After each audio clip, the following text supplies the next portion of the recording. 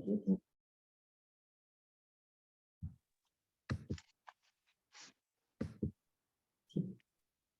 तो हम 99 के नीचे शुरू करने वाले हैं। ये स्टार्टिंग वाला दोहा हम पढ़े। हाँ जी, सकल सुमंगल दायक रघुनायक गुणगान, सादर सुनहिते तरही भव सिंधु बिना जल जान। जय सीता राम चरण रति मोरे, अनुदिन बढ़ऊ अनुग्रह तोरे। बहुत सुंदर। तो हम लोग 99 के नीचे शुरू करेंगे। लास्ट टाइम हमने देखा था बारात आई है, कैसे उनको खाना खिलाया जा रहा है, कैसे उनको सिचनियां सुनाई दे रहे हैं। यहाँ पे एक और बात हम देखेंगे। पहले तो उन्होंने गण बताए थे ना कि कोई मोटा है, कोई पतला है, कोई कैसा है, कोई कैसा है।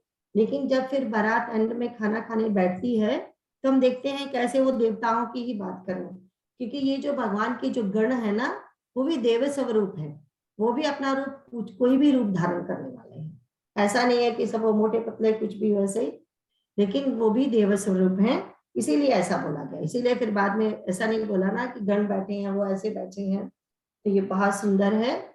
तो हम इसको अभी क्या करेंगे, 99 के नीचे पढ़ेंगे, ठीक है? 99 के नीचे पढ़े। श्री राम। स्मिता तुम पढ़ते हो या मैं पढ़ूं पहले?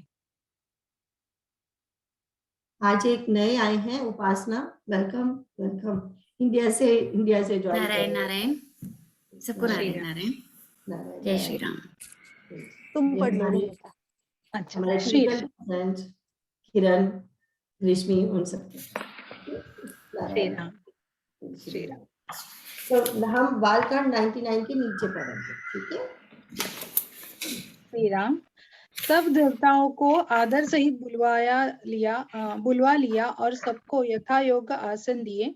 वेद की रीति से वेदी सजाई गई और स्त्रियां सुंदर श्रेष्ठ मंगल गीत गाने लगी। वेदिका पर एक अत्यंत सुंदर दिव्य सिंहासन था, जिसकी सुंदरता का वर्णन नहीं किया जा सकता, क्योंकि वह स्वयं ब्रह्मा जी का बनाया हुआ था। ब्राह्मणों को सिर नवाकर और हृदय में अपने स्वामी श्री रघुनाथ जी का स्मरण करके शिव जी उस सिंहासन पर बैठ गए। फिर मुनीश्वरों ने पार्वती जी को बुलाया। सखियां श्रृंगार करके उन्हें ले आई। पार्वती जी के रूप को देखते ही सब देवता मोहित हो गए। संसार में ऐसा कवि कौन है जो उस सुंदरता का वर्णन कर सके। पार्वती जी को जगदम्बा और शिव जी की पत्नी समझकर देवताओं ने मन ही मन प्रणाम किया। भवानी जी की सुंदरता की सीमा है। भवानी जी सुंदरता की सीमा है। करोड़ों मुखों से भी उनकी शोभा नहीं कही जा सकती। जगत जननी पार्वती जी की महान शोभा का वर्णन करोड़ों मुखों से भी करते नहीं बनता। वेद शेष जी और सरस्वती जी तक उसे कहते हुए सकुचा जाते हैं। तब मंद बुद्धि तुलसी किस गिनती में है। सुंदरता और शोभा की खान मानता भवानी मंडप के बीच में जहां शिवाजी थे वहां गई। वे संकोच के मारे पति शिवजी के चरण कमलों को देख नहीं सकती, परंतु उनका मनोरूपी भौरा तो वही रसपान कर रहा था। मुनियों की आज्ञा से शिवजी और पार्वती जी ने श्री गणेश जी का पूजन किया। मन में देवताओं को अनादि समझकर कोई इस बात को सुनकर शंका न करे कि गणेश जी तो शिव जी की पार्वती जी की संतान है। अभी विवाह से पूर्व ही वे कहां से आ गए। तो हम देखते हैं कि अब तो देखा था बारात आई है, अब शादी होने लगी है। अब जो कहते हैं कि वेदिका बहुत सुंदर, नेचुरली जहाँ माता की शादी है तो वेदिका तो सुंदर होगी ही। तो जो सिंहासन भी जैसे बनाया है वहां बैठने के लिए, वो ब्रह्मा जी का बनाया हुआ है ना? कितना उसके बाद बोला है कि सभी देवताओं को तो ये पता है कौन है, जगत जननी है माता पार्वती जी। तो मन ही मन उनको प्रणाम किया, क्योंकि सीधा सीधा तो वो अभी सब लोगों को तो नहीं बताना चाहते ना। तो ना ही सब लोगों को पता है। बाकी तो उनकी सुंदरता की किया गया है, कितनी सुंदर है। तो वो बोलते कितनी सुंदर है, सुंदरता की सीमा, सुंदरता की सीमा मतलब इससे बाहर कोई सुंदर है ही नहीं, इससे ज्यादा कोई सुंदर है नहीं, मैया पार्वती जी से ज्यादा है।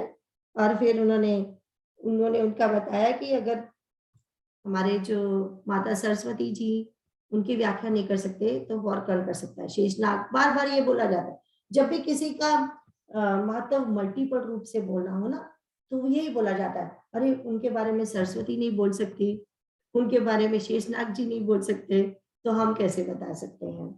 तो ये सिर्फ उनका महत्व दिखाने के लिए है ना।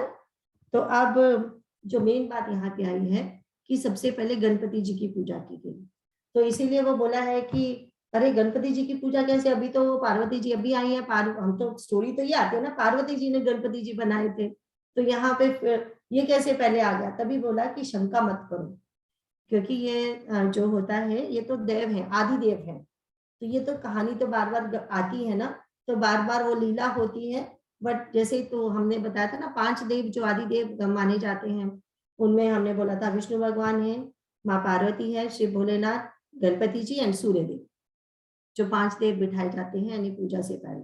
और हमने लास्ट टाइम ये भी बताया था कि इवन गणपति पूजा, जब हम गणपति के दिन में गणपति जी की पूजा करते हैं, उस दिन भी पहले विघ्नहर्ता गणपति जी की पूजा होती है, उसके बाद महागणपति की पूजा होती है, बताया था ना ऐसे। तो अब हम आगे देखते हैं, 100 के नीचे पढ़ेंगे। वेदों में विवाह की जैसी रीति कही गई है, महामुनियों ने वह सभी रीति करवाई। पर्वतराज हिमाचल ने हाथों में कुश लेकर तथा कन्या का हाथ पकड़कर उन्हें भवानी शिव पत्नी जानकर शिवजी को समर्पण किया।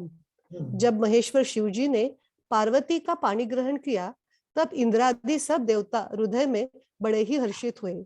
श्रेष्ठ मुनिगण वेद मंत्रों का उच्चारण करने लगे और देवगण शिवजी का जय जयकार करने लगे। अनेकों प्रकार के बाजे बजने लगे, आकाश में नाना प्रकार के फूलों की वर्षा हुई। शिव पार्वती जी का विवाह हो गया, सारे ब्रह्मांड में आनंद भर गया। दासी दास, रथ, घोड़े, हाथी, गाय, वस्त्र और मणि आदि अनेक प्रकार की चीजें, अन्न तथा सोने के बर्तन गाड़ियों में लदवा कर दहेज में दिए, जिनका वर्णन नहीं हो सकता।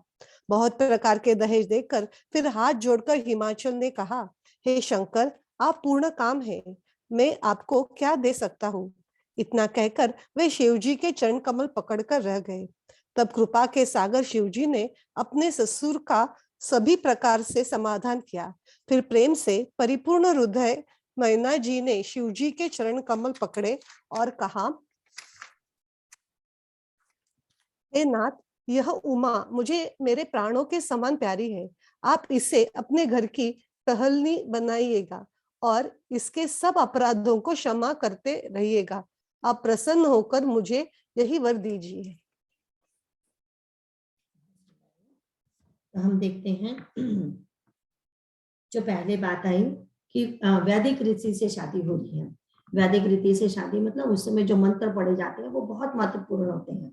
उसमें बोला जाता है उन मंत्रों में, आज से तुम्हारा हृदय में जो जो संकल्प है वही मेरा संकल्प होगा। 2 हृदयों को मिलाया जाता है, दो चित्त को मिलाया जाता है, क्योंकि एक, ताकि एक दूसरे की रुचि एक दूसरे के साथ बनी रहे। बहुत पवित्र मंत्र होते हैं जो बोले जाते हैं। तो उसके बाद जो एक बात बहुत सुंदर आपने देखी होगी कि ये जो बोला ना, कही गिरी से कुछ कन्या पानी, भवई समर्पी जानी भवानी, ये बहुत सुंदर है। क्या बोला कि पर्वतराज हिमाचल ने हाथ में कुछ लेकर तथा कन्या का हाथ पकड़कर उन्हें भवानी शिव पत्नी जानकर शिव जी को समर्पण किया। देखा कितना गुड़ है। गुड़ ये है कि उन्होंने ये नहीं कहा कि मैं कन्या दान कर रहा हूं, ये मेरी पुत्री है, इसको मैं आपको दे रहा हूँ, कन्यादान कर रहा हूँ, नहीं। वो समझ गई है ये कौन है, ये तो लीलावश मेरे घर में मुझे मान देने के लिए मेरी पुत्री बन के आई है ना, बट ये मेरी पुत्री नहीं है, ये तो जगत जननी है। तो उस जगत जननी, ये जगत जननी किससे बिलोंग करती है? आरती शिव जी को बिलोंग करती है। तो इसीलिए उन्होंने पहले से ये सोच के ये आपकी है, आपकी ही धरोहर है, आपको ही वापस कर, है ना। तो ये समझ के उन्होंने कन्या का हाथ पकड़ के, भवानी शिव पत्नी, पहले से ही वो शिव पत्नी है, उनको उनके समर्पण किया कि आपकी चीज है, आपको दे रहा हूँ। तो उसके बाद हमने देखा कि यस, विवेद मंत्र पढ़े गए, शादी हुई है, सब प्रकार से गाजे बाजे बढ़ रहे हैं। अब दहेज की बात आती है। अब क्या होता है, व्यवहारिक दृष्टि से भी अगर हम देखें तो जो माँ बाप की संपत्ति होती है उस पे बेटा बेटी सबका ही हक होता है। लेकिन पुराने जमाने में ऐसा करते थे कि जो अचल संपत्ति है वो पुत्री को देते थे, चल संपत्ति पुत्री को देते थे, अचल पुत्र को देते थे। जैसे जो हमारा घर है, जो जगह जमीन है वो पुत्र के लिए, ठीक है, जो पुत्री के लिए अचल संपत्ति, ये जो हाथी घोड़े कपड़े पैसे ये सब बोले गए हैं। इसीलिए अगर हम देखें तो हमारे कितने रीति रिवाज होते हैं ना, कि पहले साल में ही एक्चुअली बहुत रिवाज होते हैं। पहला दिन दिवाली है, बच्ची को ये देना है, फिर बच्चा पैदा हुआ फिर ये देना है, फिर ये देना है। कितने रिवाज रखे हैं बेटी को देने के लिए, इसीलिए ताकि बेटी जब तक जिंदा है उसको हम कुछ ना कुछ अपने हाथ से देते रहे, है ना। तो इसमें कोई बड़ी बात नहीं है। अब ये सब कहने की बातें हैं कि हिंदुओं में दहेज होता है, कभी ऐसा मत सोचना। हम अपनी खुशी के लिए, अपना जिससे प्यार होता है सबको कुछ ना कुछ देना ही चाहते हैं।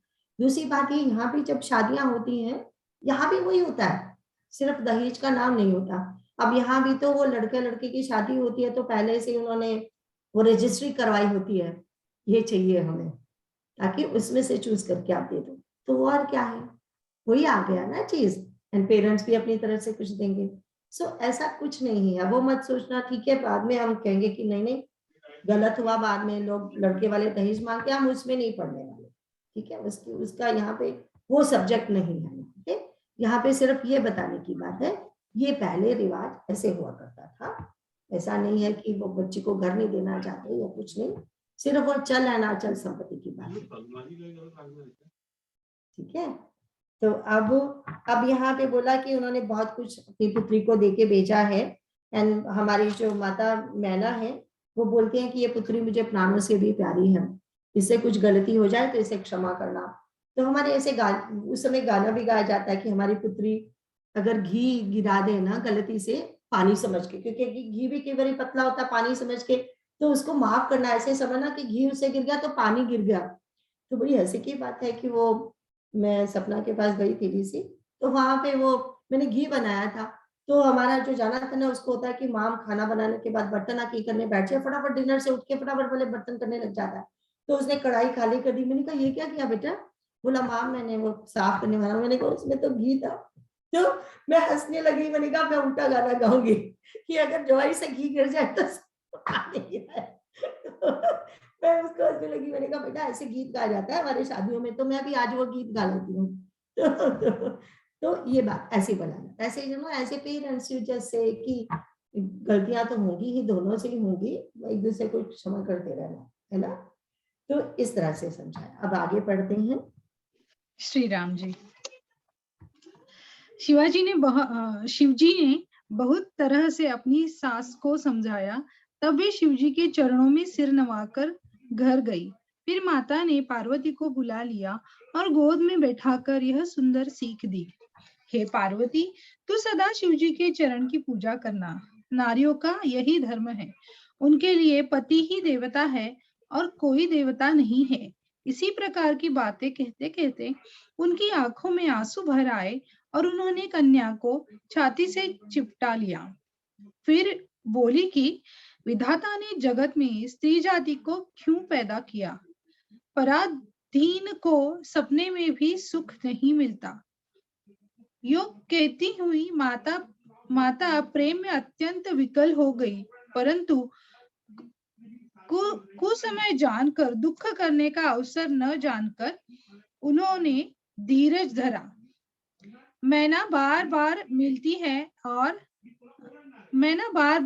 है और पार्वती के चरणों को पकड़कर गिर पड़ती है। बड़ा ही प्रेम है, कुछ वर्णन नहीं किया जा सकता। भवानी सब स्त्रियों से मिल भेंट कर फिर अपनी माता के हृदय से जा लिपटी। पार्वती जी माता से फिर मिलकर चली। सब किसी ने उन्हें योग्य आशीर्वाद दिए। पार्वती जी फिर कर माता की ओर देखती जाती थी। तब सखियां उन्हें शिवजी के पास ले गई। महादेव जी सब याचकों को संतुष्ट कर पार्वती के साथ घर कैलाश को चले। सब देवता प्रसन्न होकर फूलों की वर्षा करने लगे और आकाश में सुंदर नगाड़े बजने लगे। तब हिमवान अत्यंत प्रेम से शिवजी को पहुंचाने के लिए साथ चले। वृषकेतु शिवजी ने बहुत तरह से उन्हें संतोष कराकर विदा किया। श्री राम।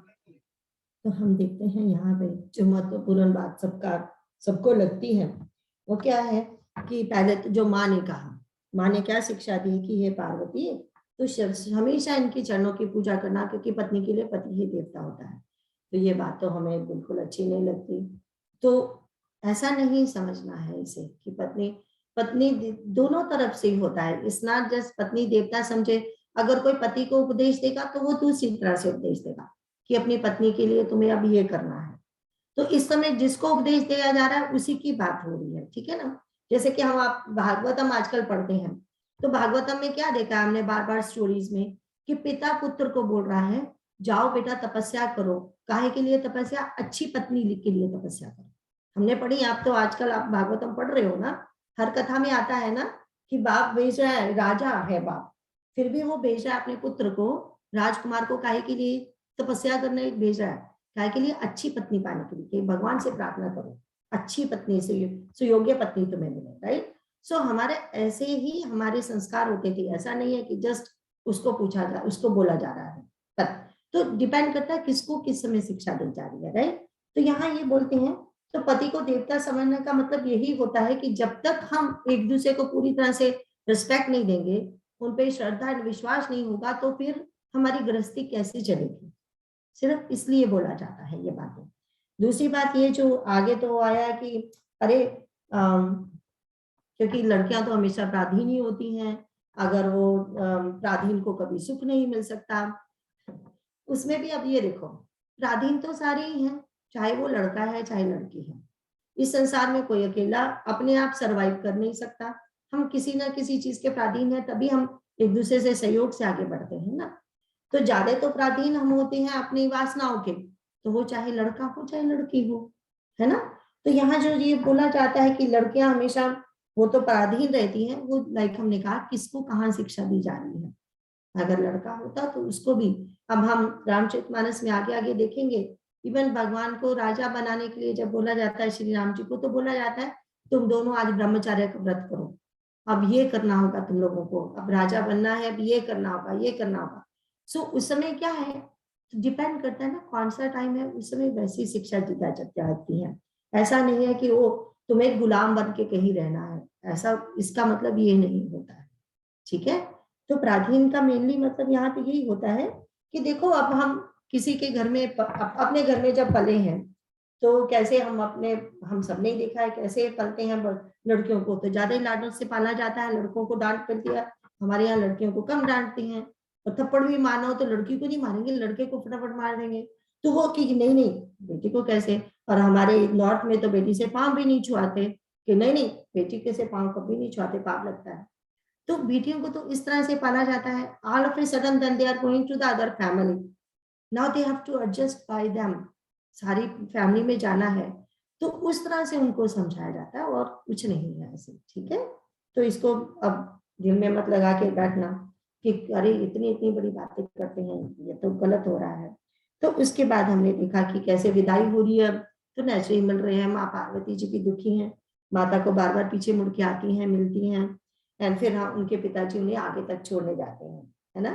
तब हमारे जो वृषकेतु हमने पढ़ा था ना, वृषकेतु किसको बोलते हैं? शिव भगवान को बार बार वृष मतलब धर्म पे बैठते हैं, बैल पे बैठते हैं, बैल की सवारी करते हैं जो धर्म रिप्रेजेंट करता है, इसीलिए उन्हें बार बार वृषकेतु बोला जाता है। अब जो हमारे जो शिव जी भगवान है वो कैसे संतोष करा के, बार बार संतोष कराना मतलब बार बार अपने ससुर को बोलते होंगे आप बिल्कुल चिंता मत करो आप अपनी बेटी की, जैसे आपने प्रिंसेस बना के रखा मैं भी वैसे ही बना के रखूंगा, है ना। यही मतलब है ना उनका संतोष कराने का। और क्या मतलब हुआ? यही कहा होगा आपने जैसे रखा मैं भी वैसे ही लाड प्यार से उसे रखूंगा, ठीक है। अब 102 के नीचे पढ़ेंगे। पर्वतराज हिमाचल तुरंत घर आए और उन्होंने सब पार्वती और सरोवरों को सब पर्वतों और सरोवरों को बुलाया। हिमवान ने आदर, दान, विनय और बहुत सम्मान पूर्वक सबकी विदाई की। जब शिवजी कैलाश पर्वत पर पहुंचे तब सब देवता अपने अपने लोकों को चले गए। तुलसीदास जी कहते हैं कि पार्वती जी और शिव जी जगत के माता पिता है, इसलिए मैं उनके श्रृंगार का वर्णन नहीं करता। शिव पार्वती विविध प्रकार के भोग विलास करते हुए अपने गणों सहित कैलाश पर रहने लगे। वे नित्य नए विहार करते थे। इस प्रकार बहुत समय बीत गया। तब 6 मुख वाले पुत्र स्वामी कार्तिक का जन्म हुआ, जिन्होंने बड़े होने पर वृद्ध में तारकासुर को मारा। वे शास्त्र और पुराणों में स्वामी कार्तिक के जन्म की कथा प्रसिद्ध है और सारा जगत उसे जानता है। पड़ानन स्वामी कार्तिक के जन्म, कर्म, प्रताप और महान पुरुषार्थ को सारा जगत जानता है, इसलिए मैंने वृषकेतु शिवजी के पुत्र का चरित्र संक्षेप से ही कहा है।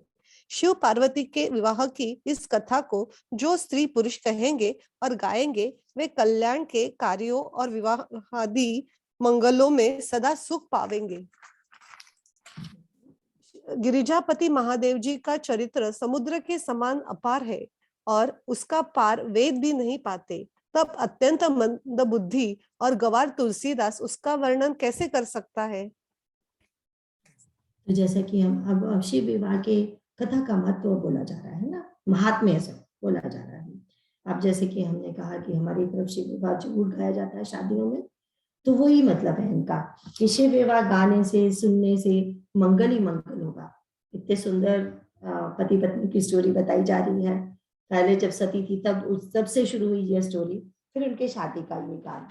अब हम इसके आगे पढ़ेंगे 103 के नीचे। श्री राम। शिवजी के रसीले और सुहावने चरित्र को सुनकर मुनि भरद्वाज जी ने बहुत ही सुख पाया। कथा सुनने की उनकी लालसा बहुत बढ़ गई। नेत्रों में जल भर आया तथा रोमावली खड़ी हो गई। वे प्रेम में मुग्ध हो गए, मुख से वाणी नहीं निकलती। उनकी यह दशा देखकर ज्ञानी मुनि याज्ञवल्क्य बहुत प्रसन्न हुए और बोले, हे मुनीश, आहा, तुम्हारा जन्म धन्य है। तुमको गौरीपति शिवजी के प्राणों के समान प्रिय है।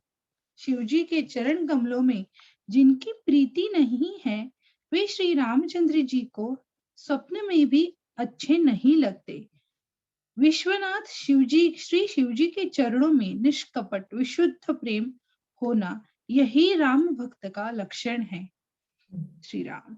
शिवजी के समान रघुनाथ जी की भक्ति का व्रत धारण करने वाला कौन है, जिन्होंने बिना ही पाप के सती जैसी स्त्री को त्याग दिया और प्रतिज्ञा करके श्री रघुनाथ जी की भक्ति को दिखा दिया। हे भाई, श्री रामचंद्र जी को शिवजी के समान और कौन प्यारा है। मैंने पहले ही शिवजी का चरित्र कहकर तुम्हारा भेद समझ लिया। तुम श्री रामचंद्र जी के पवित्र सेवक हो और समस्त दोषों से रहित हो। श्री राम। तो यहाँ पे क्या बोल रही हैं कि अब क्योंकि याज्ञवल्क्य जी को भारद्वाज ऋषि ने रोका था ना कि आप रुकिए, मैं आपसे कुछ प्रश्न पूछना चाहता हूँ। क्या प्रश्न पूछाते हैं? अरे ये राम कौन है? वो उनके बारे में कितने प्रश्न पूछे उन्होंने, तो वो हंसने लगे थे। कहते तुम्हें तो राम बहुत प्रिय है ना, तुम लेकिन कथा सुनना चाहते हो उनकी। चलो कोई बात नहीं, मुझे ये प्रश्न बहुत अच्छे लगे, लेकिन उससे पहले मैं तुम्हें शिव जी की कथा सुनाऊंगा। तो हमने शिव जी भगवान जी की कथा देखी, माता सती की कथा देखी है उसमें। तो इसीलिए बोला, क्यों बोला कि अभी अभी हमने हनुमान चालीसा किया, तो इसमें क्या एक लाइन आती है, तुम्हारे भजन राम को पावे, जन्म जन्म के दुख विसरावे। तो देखो वो जो भगवान को हमें अपने बच्चे बड़े प्यारे हैं, हमारी कोई तारीफ करे ना करे, पर लेकिन हमारे बच्चों की कोई तारीफ करता है तो हमें बहुत अच्छा लगता है, तब तो मन बाग बाग हो जाता है। इसी तरह भगवान को भी अपने भक्त ज्यादा प्रिय है। जो उनके भक्तों की तारीफ करता है ना, वो तो फिर बस खुश हो जाते हैं, प्रसन्न हो जाते हैं उनपे, है ना। देखो तुम्हारे भजन राम को भाव, हम भजन तो हम हनुमान जी के गाते हैं, बट राम जी को कितने अच्छे लगते हैं। जन्म जन्म के दुख, ना इस जन्म के नहीं, पुराने कितने जन्मों के भी दुखों को वो ऐसे दूर कर देते हैं, है ना। तो यहाँ भी देखो, क्योंकि भगवान, हमने पहले भी कहा था ना, शिव भगवान जो आगे आगे भी देखेंगे, शिव भगवान हमेशा राम नाम जपते रहते हैं। और वो भगवान क्या करते हैं, हमारे राम जी जब उनको विश्राम चाहिए तो जाके भगवान शिव भगवान के हृदय में घुस जाते हैं, वहां जाके आराम से सो जाते हैं। तो उनको भी वही रहना है जो शुद्ध हृदय वाला हो, प्यार वाला हो, है ना। तो यहाँ क्यों बोला उन्होंने कि इसीलिए कहते हैं कि भगवान शिव तो सबसे बड़ा वैष्णव तो वो है। क्यों, देखो सती से उन्हें कितना प्रेम था। वहां बोलते हैं कि सती तो पुण्य है, पवित्र है, इसको त्यागा नहीं जा सकता, पर मैं क्या करूं, क्योंकि इसने सीता का रूप धारण कर लिया था, तो अब वो तो मुझे माँ जैसी प्रिय है। अब ये इस जन्म में, इस शरीर में इनके साथ पति पत्नी का संयोग नहीं हो सकता, है ना, इसलिए त्यागा था उन्होंने। तो इतना बड़ा प्राण कौन करता है। ऐसे तो लीला नाटक सब करते हैं, लीला में हम कभी किसी का कुछ बनते, किसी का कुछ बनते, तो वो सचमुच तो नहीं हो जाते ना, बट ये हमारे शिव भगवान हैं जो ऐसा सोचते हैं, है ना। तो इसीलिए भगवान को प्रिय है वो। एंड फिर वो हमने देखा कि भगवान को भी, सो जो उनको प्रिय है, इसीलिए कहते हैं कि जो शिव को प्रेम नहीं करते, श्री राम जी का प्रेम उन्हें कभी नहीं मिल सकता, है ना। तो उसके बाद बोलते हैं कि अब कहते हैं कि शिव जी का चरित्र मैंने कह दिया, अब तुम श्री राम जी के उनका पवित्र चरित्र का सेवन करो, है ना। अब वो श्री राम जी का चरित्र सुनावेंगे और बतावेंगे कैसे शुरू हुआ। अब 104 के नीचे पढ़ते हैं। मैंने तुम्हारा गुण और शील जान लिया, अब मैं श्री रघुनाथ जी की लीला कहता हूँ, सुनो। हे मुनि सुनो, आज तुम्हारे मिलने से मेरे मन में जो आनंद हुआ है वह कहा नहीं जा सकता। हे मुनीश्वर, रामचरित्र अत्यंत अपार है, 100 करोड़ शेष जी भी उसे नहीं कह सकते। तथापि जैसे मैंने सुना है वैसा वाणी के स्वामी प्रेरक और हाथ में धनुष्य लिए हुए प्रभु श्री रामचंद्र जी का स्मरण करके कहता हूँ। सरस्वती जी कठपुतली के समान है और अंतर्यामी स्वामी श्री रामचंद्र जी सूत पकड़कर कठपुतली को नचाने वाले सूत्रधार है। अपना भक्त जानकर जिस कवि पर वे कृपा करते हैं, उसके हृदय रूपी आंगन में सरस्वती जी को वे नचाया करते हैं। उन्हीं कृपालु श्री रघुनाथ जी को मैं प्रणाम करता हूँ और उन्हीं के निर्मल गुणों की कथा कहता हूँ। कैलाश पर्वतों में श्रेष्ठ और बहुत ही रमणीय है, जहाँ शिव पार्वती जी सदा निवास करते हैं। सिद्ध तपस्वी योगीगण देवता किन्नर और मुनियों के समूह उस पर्वत पर रहते हैं। वे सब बड़े पुण्यात्मा है और आनंद कंद श्री महादेव जी की सेवा करते हैं। हाँ, अब जो आएगा पाठ वो बहुत गंभीरता से देखने वाला है, क्योंकि इसीलिए मैंने वो जल्दी जल्दी पहला वाला खत्म किया, क्योंकि अब जो पाठ आने वाला है उसको बोलते हैं शिव गीता। ये जो पाठ आने वाला है ये वार्तालाप है बिटवीन मैया पार्वती जी एंड शिव भोलेनाथ। उन्होंने क्वेश्चन आंसर पूछे हैं, 20 प्रश्न पूछते हैं मैया पार्वती भगवान शिव से। 8 प्रश्न तो निराकार ब्रह्म के स्वरूप के लिए हैं, 12 प्रश्न भगवान श्री राम के जन्म, उनकी लीला के बारे में पूछते हैं। तो अब हम देखते हैं, याज्ञवल्क्य जी कथा शुरू करेंगे। अब याज्ञवल्क्य जी क्या बोलते हैं कि देखो, ये उनकी अगर कथा करनी है प्रभु श्री राम की, तो ये जो माता सरस्वती है, जो वाक देवी है, जो बुद्धि की देवी है, वो क्या करेंगे, वो कहते हैं वो उनको भी श्री राम जी नचाते हैं। नचाते कैसे, जैसे कठपुतली की तरह। तो वो अगर हम प्रभु राम को याद करते हैं तो माँ सरस्वती स्वयं यहाँ आ जाती है प्रभु की कृपा से, है ना, और फिर खुद ही बुलवाती हैं हमसे जो बुलाना है। तो अब कहते हैं कि मैं उनको याद करके, उन प्रभु श्री राम जी को याद करके आगे की कथा कहता हूँ। फिर क्या बोलते हैं आप, कैलाश पर्वत पर शिव एंड पार्वती जी वास कर रहे हैं। हमने कहा था ना, वो पीछे हमने पढ़ा कितने सालों तक उन्होंने वहां वास किया।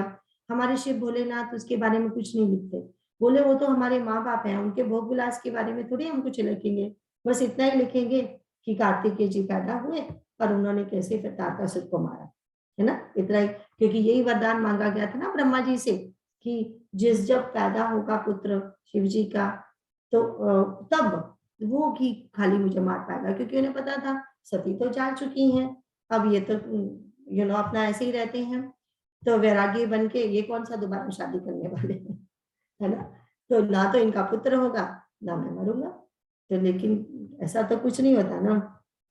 तो अब हम देखते हैं, अब क्या है कि कैलाश पर्वत में वास कर रहे हैं वो, वहां से सिद्ध तपस्वी सभी वो लोग वहां पे भी वास करते हैं जहाँ भगवान शिव रहते हैं। क्योंकि देखो हमारे शिव जो है वो आदि गुरु है ना, तो वहां गुरु रहेगा तो वहां उनके शिष्य तो रहेंगे सिद्धादि। तो अब हम A1 और 5 के नीचे पढ़ेंगे, अब हम इसको ध्यान से पढ़ेंगे और सुनेंगे। जय श्री राम। जो भगवान विष्णु और महादेव जी से विमुख है और जिनकी धर्म में प्रीति नहीं है, वे लोग स्वप्न में भी वहां नहीं जा सकते। उस पर्वत पर एक विशाल बरगद का पेड़ है जो नित्य नवीन और सब काल 6 ऋतुओं में सुंदर रहता है। वहां तीनों प्रकार की शीतल, मंद और सुगंध वायु बहती रहती है और उसकी छाया बड़ी ठंडी रहती है। वह शिव जी के विश्राम करने का वृक्ष है जिसे वेदों ने गाया है। एक बार प्रभु शिव जी उस वृक्ष के नीचे गए और उसे देखकर उनके हृदय में बहुत आनंद हुआ। अपने हाथ से बाघंबर बिछाकर कृपालु शिव जी स्वभाव से ही बिना किसी खास प्रयोजन के वहां बैठ गए। कुंदन के पुष्प, चंद्रमा और शंख के समान उनका गौर शरीर था। बड़ी लंबी भुजाएं थी और वे मुनियों के से वल्कल वस्त्र धारण किए हुए थे। उनके चरण नए पूर्ण रूप से खिले हुए लाल कमल के समान थे। नखों की ज्योति भक्तों के हृदय का अंधकार हरने वाली थी। सांप और भस्म ही उनके भूषण थे और उन त्रिपुरासुर के शत्रु शिवजी का मुख शरद पूर्णिमा के चंद्रमा की शोभा को भी हरने वाला, फीकी करने वाला था। उनके सिर पर जटाओं का मुकुट और गंगा जी शोभायमान थी। कमल के समान बड़े बड़े नेत्र थे। उनका नील कंठ था और वे सुंदरता के भंडार थे। उनके मस्तक पर द्वितीया का चंद्रमा शोभित था। श्री राम। कितनी सुंदर बात है ना, शिव जी की बात कर रहे हैं, शिवरात्रि आने वाली है तो भोलेनाथ की बात हो रही है। How beautiful. तो यहाँ पे हम देखते हैं कि अब तो क्या कह रहे हैं, हरिहर विमुख धर्म रति नाही, जिनके कहते हैं जो भगवान शिव एंड जिन्हें भगवान शिव एंड राम प्यारे नहीं है, उनकी कैलाश पर्वत तक पहुंच नहीं हो सकती, है ना।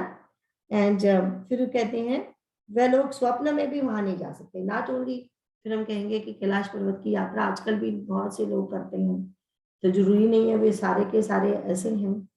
कैलाश पर्वत की यात्रा करना वो तो नीचे नीचे ही होती है ना, फिर ऊपर चढ़ना, वो दर्शन करना, वो 2 डिफरेंट थिंग्स।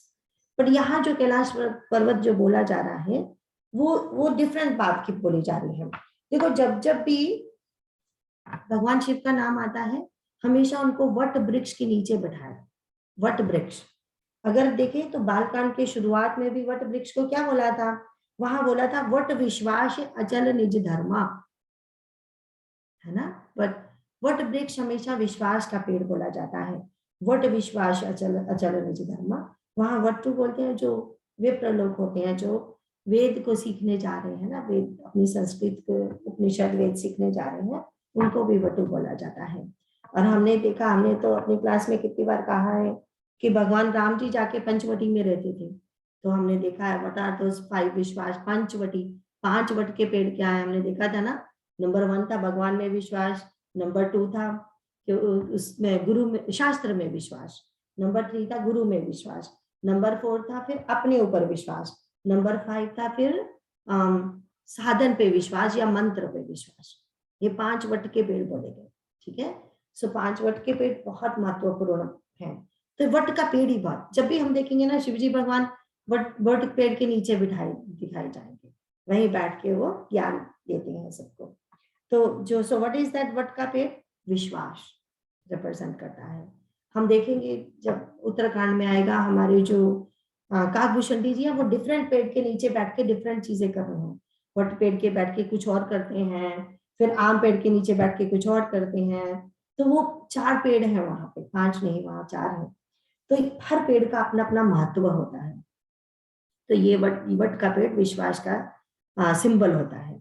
ठीक है, अब यहाँ हम देखते हैं कि बड़ी सुंदर त्रिवद समेत, दैट मीन मीठी सुगंधित, बहुत धीमे से बह रही है वायु, है ना। एंड उसके बाद शीतल मंदन सुगंध, इसको समीर बोलते हैं।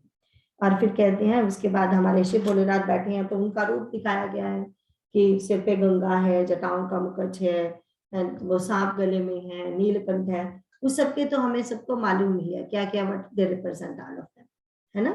तो हम देखते हैं कि अब वो जो पैरों की बात आई है, पैर कैसे हैं, बाकी चीजों का तो हम पता है ना, नाग ये रिप्रेजेंट कर रहे हैं, ये रिप्रेजेंट कर रहा है।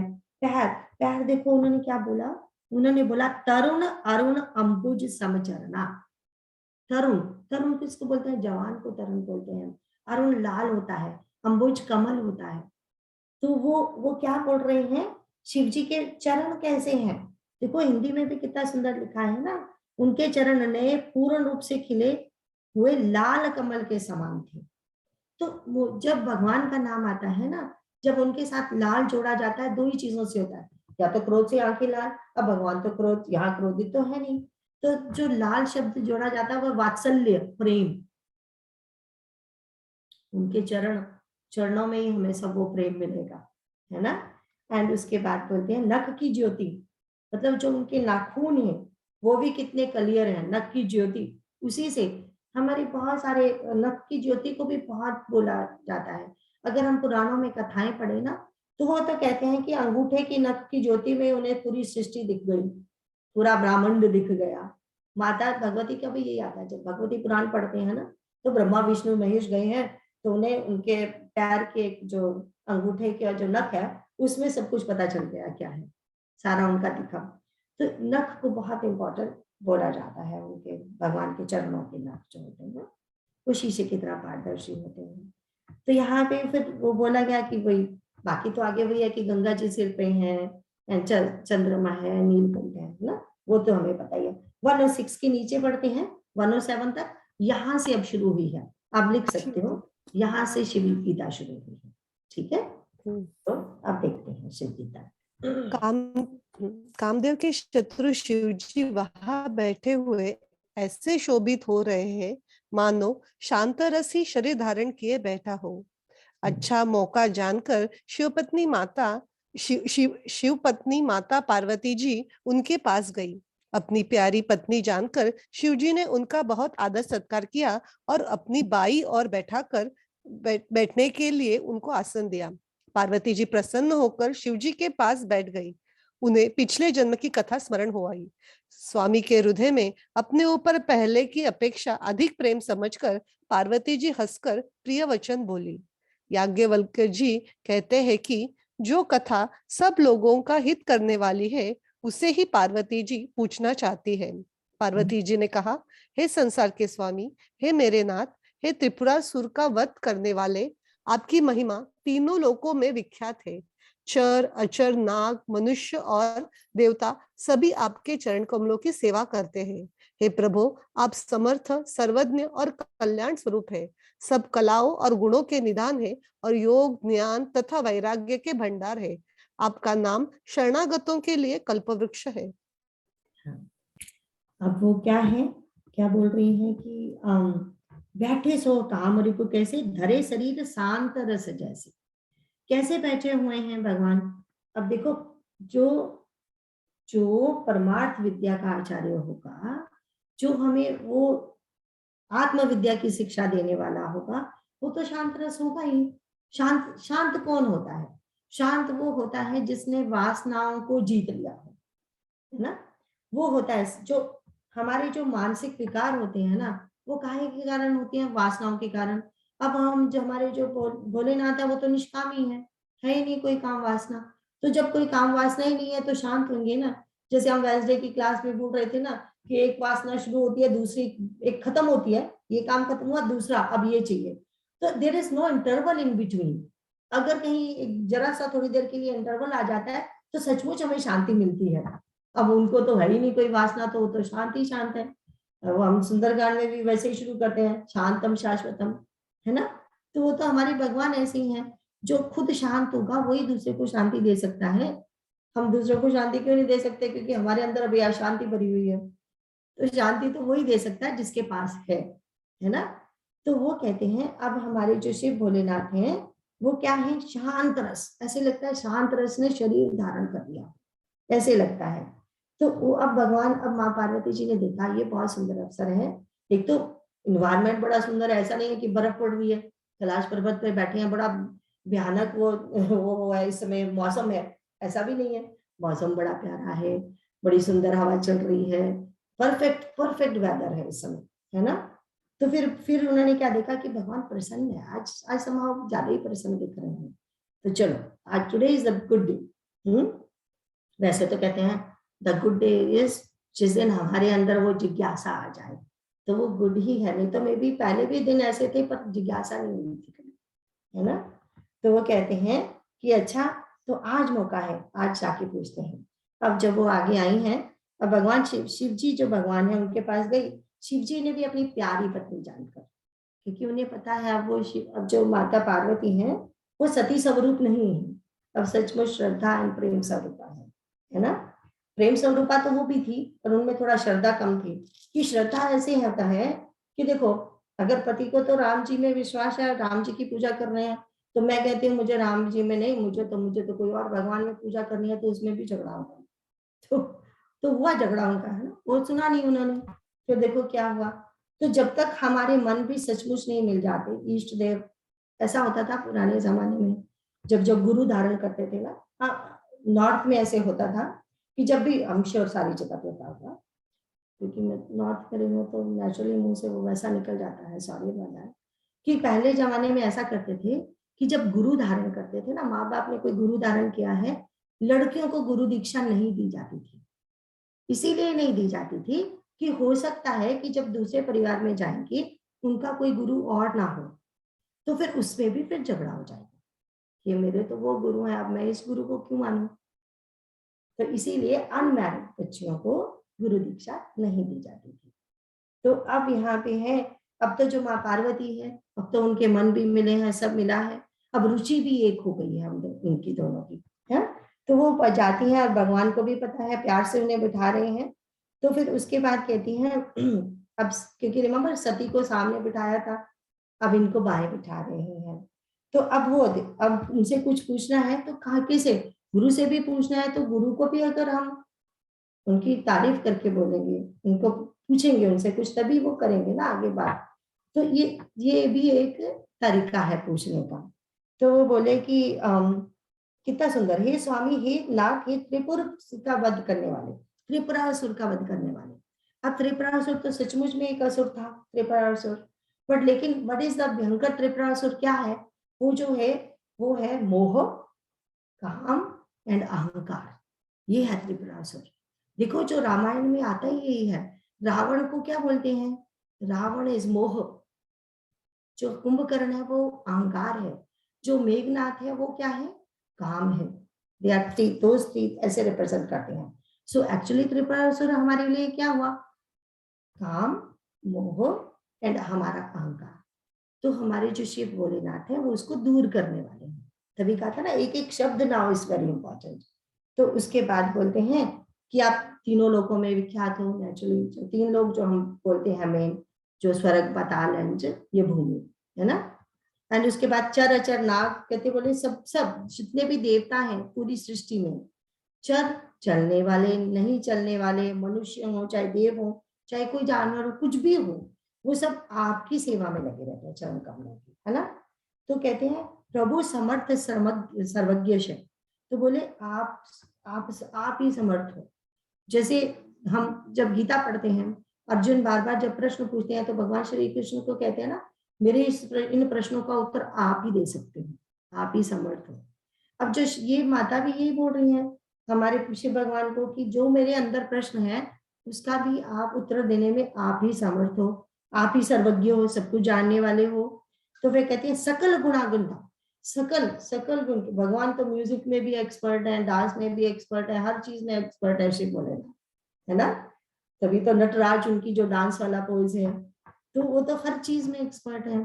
तो बोले आप तो सब सब सब जो जितनी भी कलाएं हैं, जितने भी गुण हैं, आप उनके धाम हो, है ना। तो योग ज्ञान वैराग्य निधि प्रणत कल्प तरुणाम। तो योग और ज्ञान जो है वो उसके, हमें बताइए योग क्या है। भगवान से जुड़ने की जो कला को योग कहते हैं। ज्ञान क्या है, आत्मज्ञान की बात हो रही है यहाँ पे, है ना। संसारिक ज्ञान। वैराग्य क्या है, तो वैराग्य कैसे कैसे राग से वैराग्य हो, कैसे हम वैराग्य हमारे अंदर आए। आप तो क्योंकि फिर से हमने वही कहा, विकास आप इन तीनों के, आप तो निधि हो, आप तो प्रधान, आप भंडार हो, तभी दे सकते हो ना। वैराग्य भी हो आप ज्ञानी भी हो, आप योगी भी हो। तो लेकिन उसके साथ साथ प्रणत कल्प तरु नाम, आपका क्या नाम है, कल्प तरु है, प्रणत कल्प तरु। प्रणत कल्प तरु कि जो भी आपके शरण आ जाएगा उसके लिए आप कल्प तरु हो, कल्प का पेड़ हो। हम सबको पता है कल्प के पेड़ के नीचे जो जाता है उसको जो मांगो वो फल मिलता है, हमें पता है ना इस बात का। तो हमें 107 के नीचे पढ़ेंगे। श्री राम, हे सुख की राशि, यदि आप मुझ पर प्रसन्न हैं और सचमुच मुझे अपनी दासी या अपनी सच्ची दासी जानते हैं, तो हे प्रभु, आप श्री रघुनाथ जी की नाना प्रकार की कथा कहकर मेरा अज्ञान दूर कीजिए। जिसका घर कल्प वृक्ष के नीचे हो, वह भला दरिद्रता से उत्पन्न दुख को क्यों सहेगा। हे शशिभूषण, हे नाथ, हृदय में ऐसा विचार कर मेरी बुद्धि के भारी भ्रम को दूर कीजिए। हे प्रभु, जो परमार्थ तत्व ब्रह्म है, ब्रह्म के ज्ञाता और वक्ता मुनि हैं, वे श्री रामचंद्र जी को अनादि ब्रह्म कहते हैं, और शेष, सरस्वती, वेद और पुराण सभी श्री रघुनाथ जी का गुण गाते हैं। और हे कामदेव के शत्रु, आप भी दिन रात आदर पूर्वक राम राम जपा करते हैं। हे, ये राम वही अयोध्या के राजा के पुत्र है, या अजन्मा, निर्गुण और अगोचर कोई और राम है। यदि वे राजपुत्र है तो ब्रह्म कैसे, और यदि ब्रह्म है तो स्त्री के विरह में उनकी मति बावली कैसे हो गई। इधर उनके ऐसे चरित्र देखकर और उधर उनकी महिमा सुनकर मेरी बुद्धि अत्यंत चकरा रही है। हम यहाँ पे देखते हैं माँ क्या बोलती है, जो मुंह पर प्रसन्न सुखराशि जाने सबके मोहे निज दासी। तो वो बोलते हैं कि अगर आप मुझ पर प्रसन्न हो तो फिर क्या, मुझे अपनी दासी समझकर। दासी का मतलब हमने वही बोला कि दासी का मतलब ये नहीं होता कि स्लेव होता है, दासी का मतलब शिष्य भी जो आपका। मैं अब हनुमान जी को तो दास कहलाने में कोई शर्म नहीं आती। अब पार्वती अगर कह रही है कि मैं आपकी दासी हूँ, तो हम कहते हैं अरे औरत को दासी बना के रखा। ये हमारा अपना दिमाग है। इसीलिए जब इन बातों पर जब भी आए तो ध्यान रखा करो, हनुमान जी तो सबसे बड़े दास हैं और कहते ही हैं, और उसमें प्राउड भी फील करते हैं। और हमें कोई कह दे अरे पत्नी को दासी बना के रखा है, ठीक है, तो समझो उसे। तो वो कहती हैं कि कहती तो प्रभु हरो मोर अज्ञान, तो मेरे अज्ञान को खत्म कीजिए, क्योंकि सारे के सारे जो हमारे अंदर सारे के सारे अवगुण है वो अज्ञान की वजह से ही है ना। तो फिर कहती हैं अब कैसे अज्ञान दूर होंगे। अच्छा, तो बोली कही रघुनाथ कथा विधि नाना, तो आप मुझे रघुनाथ की कथा सुनाइए। क्योंकि पहले जब हमने बताया था ना, जब सती के साथ जा रहे थे तो उनको ये रामायण सुनने को नहीं मिला था, उनको बहुत पुराणों की कथाएं सुनाई थी उन्होंने। तब हमने कहा था ना, लेकिन रामायण नहीं सुना, क्योंकि उस समय उनको योग्य नहीं समझा इसके, है ना। अब वो खुद सुनना चाहती है। देखो, कल्प वृक्ष भी चाहे क्यों ना हो, जब तक हम खुद नहीं उनसे कुछ मांगे कल्प वृक्ष से वो नहीं देगा। तो इसीलिए वो कहती हैं कि जासो भवन सुरतरो, कहते जिसके कल्प वृक्ष जिसके घर में हो वो दरिद्र कैसे हो सकता है।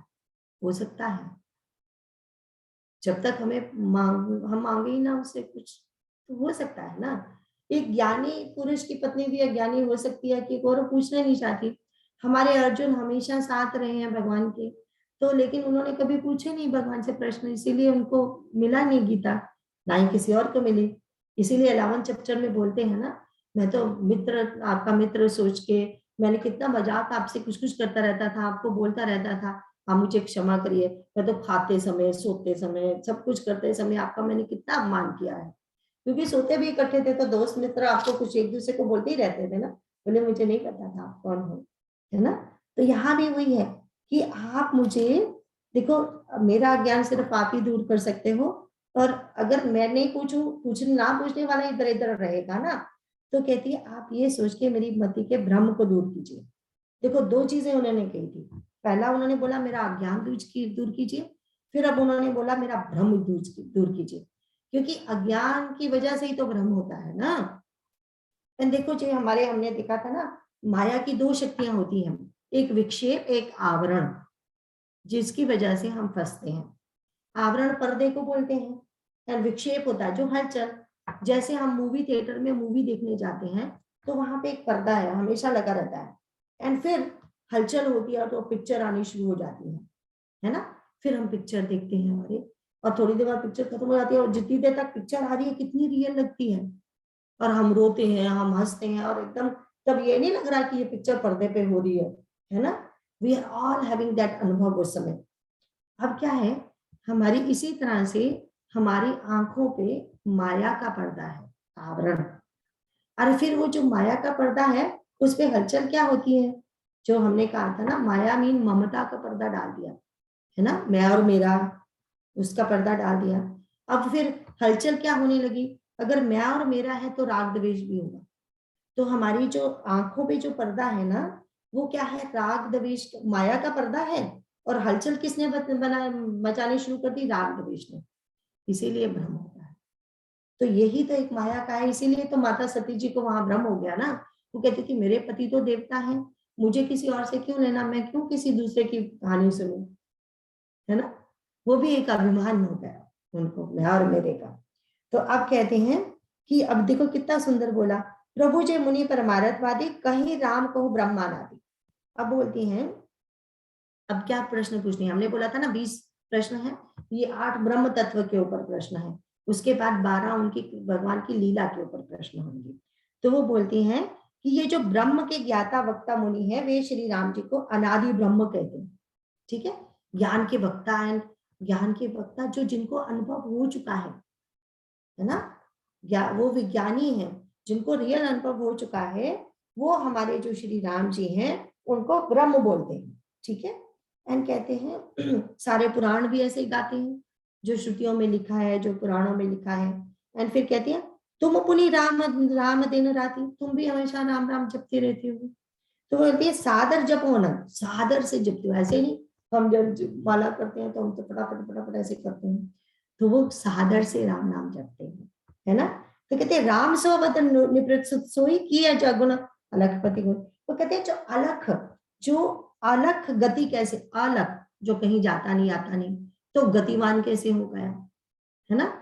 तो उसके बाद अजय अवगुण, वो तो हमें पता ही है, जो अजन्मा है, जो गुणातीत है, तो वो उसने जन्म कैसे ले लिया, है ना। फिर कहते हैं जो नृप तने ब्रह्म की, अगर वो ब्रह्म है तो राजा के यहाँ जन्म कैसे हुआ उसका, है ना। एंड फिर उसके बाद देखो, अगर जन्म होगा तो मरण होगा, संयोग है तो वियोग है, अगर तो क्या ब्रह्म का थोड़ी मरण हो सकता है, ये कहने का उनका मतलब है ना, कि अगर ब्रह्म का जन्म हुआ तो उसका मरण भी होगा। फिर अरे फिर ब्रह्म तो जन्म मरण से ऊपर है, तो ये कैसे हुआ। रिमेम्बर हमारे कृष्ण भगवान ये कहते हैं ना, जन्म कर्म च मैं दिव्यम। एंड हमारे जो भगवान राम जी है क्या हुए, वह प्रकट कृपाला, प्रकट हुए पहले माता के सामने, फिर छोटे बच्चे बने। कृष्ण भगवान भी पहले प्रकट हुए हैं माता पिता के सामने, फिर छोटे बच्चे बने, है ना। उनका तो जन्म एंड मरण दोनों ही दिव्य होते हैं, शरीर भी दिव्य होता है, तो वो मरण नहीं होते, वो तभी कहते हैं ना अंतर ध्यान हो जाती है ना। तो फिर उसके बाद कहते हैं खत्म करेंगे यहाँ पे।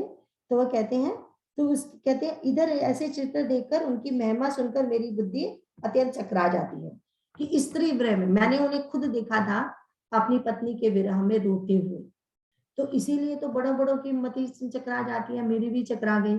इवन हमारी माता कौशल्या ने भी वहां गाया था ना, कि जब वो सिद्ध मुनि भी सोचेंगे कि इतना बड़ा भगवान जो है वो मेरे पेट में है, सबकी मति भ्रम में आ जाएगी, ये कैसे, है ना। तो आज हम इसको यहीं पे खत्म करेंगे 108 पे। क्या सुंदर नंबर चुना है भगवान जी ने। तो आज यहाँ पे खत्म करेंगे, लास्ट वाला बोलेंगे। Next week I will be in DC, I will try my best to have the class. अगर कहीं मुझे लास्ट मोमेंट पे मुझे कैंसिल करनी पड़ी किसी वजह से, तो प्लीज मुझे क्षमा करना, ठीक है। तो आप पहले लास्ट वाला बोले, उसके बाद प्रश्न बोलो। बार बार बर मांगऊ हर्ष देहु श्री रंग, पद सरोज अनपायनी भक्ति सदा सत्संग, जय सीता राम चरण रति मोरे, अनुदिन बढ़ऊ अनुग्रह तोरे। कितना सुंदर गाती है ना रचना। थैंक यू रचना। तो यहाँ पे खत्म करते हैं, पर आप लोगों को किसी को भी कोई प्रश्न हो तो बोलिएगा प्लीज। ये चल और अचल संपत्ति क्या होती है? चल और अचल संपत्ति हमने बोला था, अचल संपत्ति होती है जैसे घर होता है, वो अचल है ना, घर तो दे नहीं सकते, जो मूव नहीं हो सकता, मतलब या तो दूसरे घर में जाने वाली है ना, घर उठा के उसको कहाँ दे दे, वहां पे दूसरा घर लेके देना पड़ेगा अगर घर देना है। इसी तरह से वो वो जो वो वाली संपत्ति होती है, जैसे जमीन जायदाद है, वो उसको अचल बोलते हैं। ठीक है, जो मनी है वो चल है ना, बाकी चीजें चल जी। आंटी, ये 5 देव की जो आपने बात करी थी कि जब भी कोई पूजा करते हैं तो ये 5 देव की पूजा होती है, तो एक गणपति, शिव जी, पार्वती जी, विष्णु भगवान और एक कौन थे? सूर्य देव। सूर्य। आंटी जी कैसे, जी बोलो। आप बोलिए। हाँ, ब्रह्मा जी को नहीं ऐसे देवताओं में रखा जाता, क्योंकि ब्रह्मा जी सृष्टि क्रिएट करने वाले हैं, वो रजोगुणी काइंड ऑफ उनको बोला जाता है, तो इसलिए ब्रह्मा जी को नहीं रखा जाता था। वैसे ब्रह्मा जी का एक मंदिर है इंडिया में, पर यूजली ब्रह्मा जी को वो 5 देवों में नहीं रखा। आप कुछ पूछना चाहते थे? हाँ, नहीं, मुझे ये अच्छा लगा।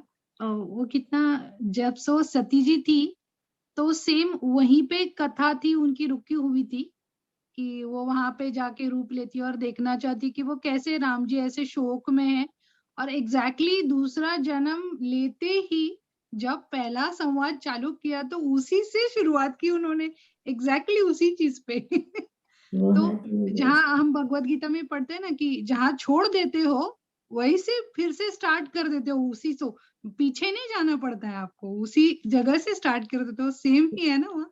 अच्छा लगा नहीं बनना पड़ेगा, अब तो वो बाहर आ गई है, तो वहां से शुरू करेंगे। Yes, beautiful. Ram Ram, thank you Krishna ji. Shri Ram, Shri Ram. Ram Ram.